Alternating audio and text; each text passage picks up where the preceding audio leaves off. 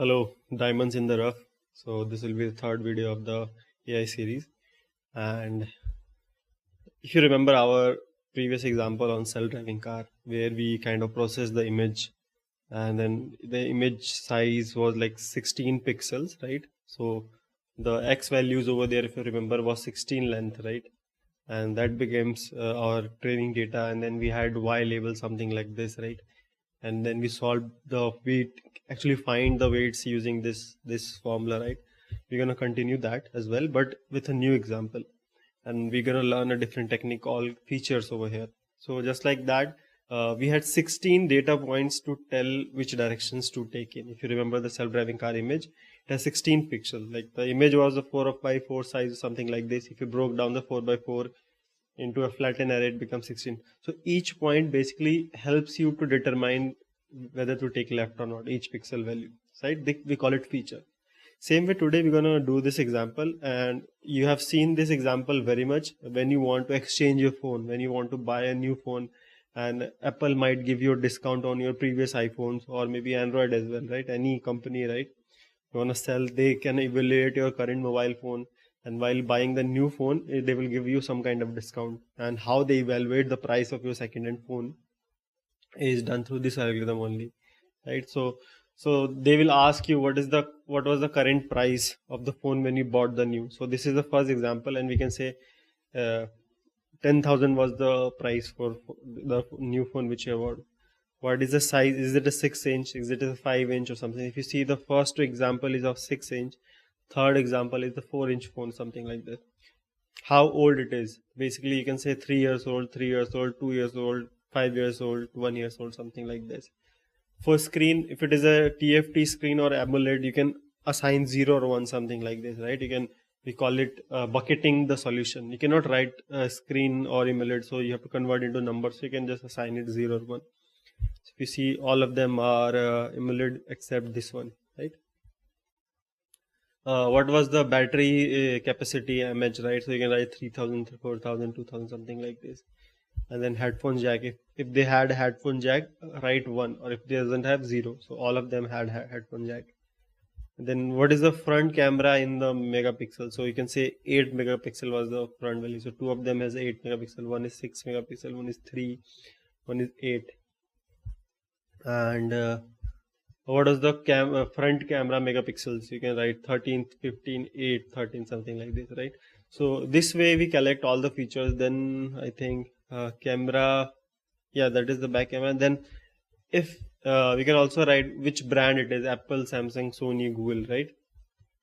So this you can say is like and these are a very famous brand. You can put them as one, or the other like new companies or something which is very not known or something, that you can assign 0. So you can see most of them are branded phones, right? If they belongs to Apple, Samsung, Sony, or whatever, the others are not, right? So these are my labels. So basically the second-hand price, like what they evaluate, like engineers, whatever the expertise, right? They come up with, or they see the previous data or something like this. Then they have. So this first phone, which is $10,000 and has this specific feature, will get you at 5,000 when it is 3 years old, something like this. Right? Same way, each phone has a second-hand price. Now, what the goal is to learn these features and try to predict. So next time when I come up with new features, I input those values, I should know what is the price of the phone, right? So it's same like a regression problem, right?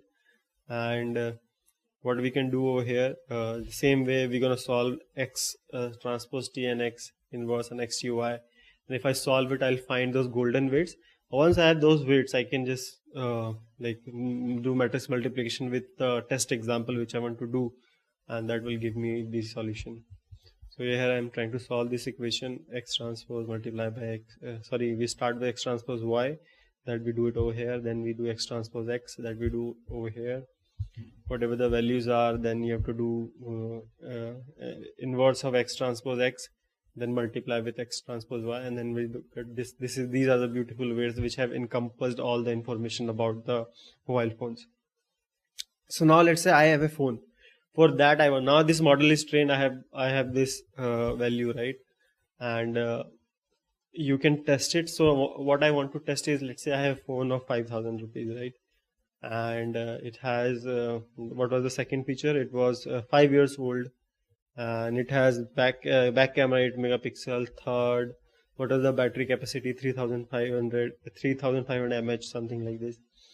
And once I pass it and I'll get the prediction from it, basically doing the multiplication, I get this value 2070, which look okay if you have a 5,000 phone, like a price of 5,000, and if you use it for 5 years, it's make reasonable sense to have 2071 values. So you can see we can get quite good result over there. And same we can do with linear regression as well. You can use this function, will pass my x values and y value, it automatically does all the calculation and gives you a function to predict and pass those values. I get this to 2200. So you can see there is a variation in the result because they both do the same thing, but they have slight changes, which we're gonna learn in future. I know you will be excited about what those changes are, right? We can pass two examples like this. Yeah.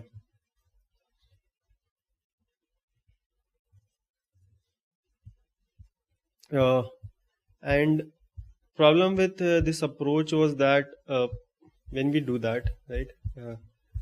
So this solution which we got right over here, 200, it is quite all right. I will not say it is the best, but it is quite all right. But what is the problem is that if you see our data has so much variation. Like one of the values is in 1000. If you remember the previous example of self-driving car, the image pixels were quite in the same range. Like it will maximally it goes 60, 30, 40, 20, right? The numbers were quite near by each other. And think about creating a loss function over here, basically having your weights and multiplying with these values, right? These values. So what happened is this big number become very dominating. So how we used to create loss, right? If you remember from that example, the loss value, this number becomes very huge, right? If you multiply any number, it then tends to become anything. So lot of the loss has, or whatever, these numbers become so dominant that they overshadow their weights, right? So what we want to do, that we want to keep their relation like 1000 by 6 or something. So what we can do is we divide with some number or subtract with some number and just try to make sure that these 1000 numbers become lower, this become higher. Their differences should be same, right? So what to do that, we have this normalization function. We can do it basically the way we do is let me show you that function. Basically you have to find the mean of that example, right? Whatever you are passing. So you have to find the mean of this x variable and then subtract from that value. So like over here, this pre-processing function basically takes in the one input, this x value. So I'm passing this x value over here, right? So there are 5 examples over there, and passing one by one in the previous function, pp function. So what is we are doing? We'll pass this whole array, first array, into this function. What it will do, it'll find the mean value of that, subtract it, and whatever the result I'll get, I'll divide by standard deviation. These are the staticals method, which deserve their own video or something to explain that. Basically what we are trying to do over here is that somehow subtract, somehow multiply some number to all of this, right? It's like it doesn't affect the data. Like if I do something to everybody, it doesn't affect, right? If I have an equation on the both side, left hand side and right hand side, if I multiply 2 to one side and then multiply 2 to other side, it doesn't affect. The data remains same, just that it represented by a different number, right? It's been scaled down or up, but their information remains same. Basically, if I say another example where the price was 20,000 and battery was it was 12 years old or something, like just if I double all the things, right? What does it happen? It doesn't change the lot of things of the same. It's basically a replica of that thing, just the few sizes are different, right? So what we do, we try to find the mean and subtract it, and when you do that and run it, you see your number has been changed into a very small number to something like this, right? If you see like all the numbers are very much nearby, minus 0.4, minus, all of the numbers are mostly around minus 0.4, 2. So the distance between 2 and minus 0.4 is not that high, right? If you see the 1000 from 6, like there is so much distance between them. So now the numbers are being normalized, their values are very nearby. So whenever we try to find weights, something, those tends to have like this feature has like, now basically what is happening is, if you have a bigger number over there, you are basically saying make more of the prediction from these features. Like, so when prediction is coming, lot of calculation is forced by these big numbers, and this 1, 2, 0, right? They will have a significant change in the calculation. Even you add them or multiply them, whatever, they will not change your loss function, or they will not change your weights that significantly, right? That's why you want to balance the differences in the number that we do through this normalization process, like pre-processing method, where I find the mean of all the data and then divide it. This deserves a separate video, but for now we're gonna just learn this little summary of it and move forward. Probably in future we could make a video on that. So after that, and also I'm adding one value to all the features. Just think like it's saying one mic or something like this. So one value I'm adding in the feature. I will tell you the reason why I added one over there.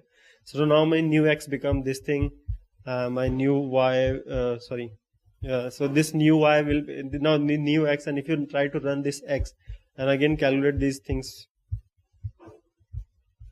again you calculate these all values and comply, you will probably get a better result while predicting.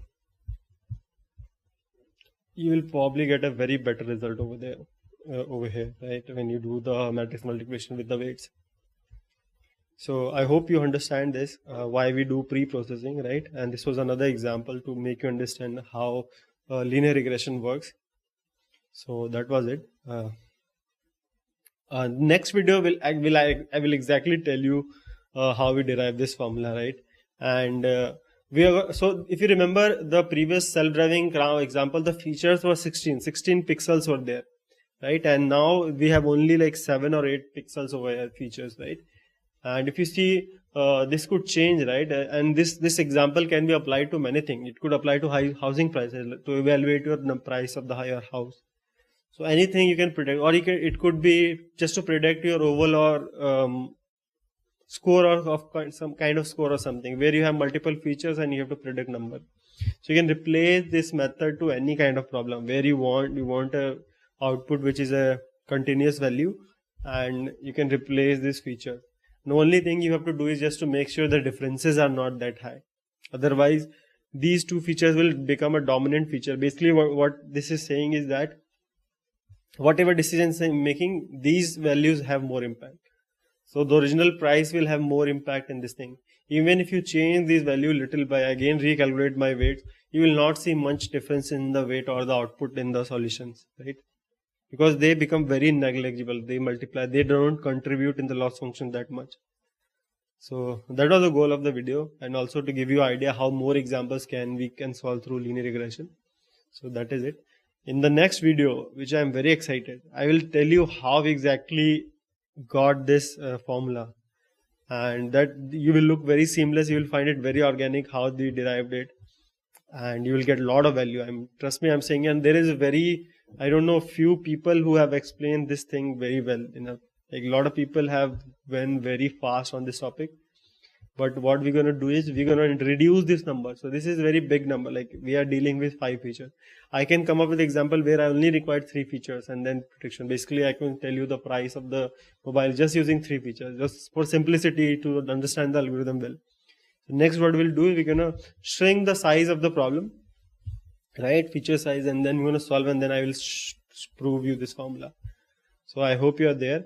And also there is a bonus part. We will learn another method, which is called gradient descent, and that is a very like root algorithm for most of the high-end artificial algorithm which you heard about. Even the chat GPT is what they work on, everything, right?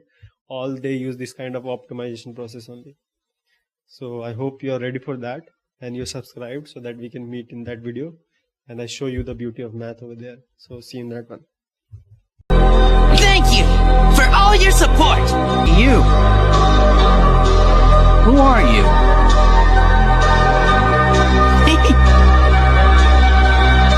My God! I'm gonna become stronger than anyone around.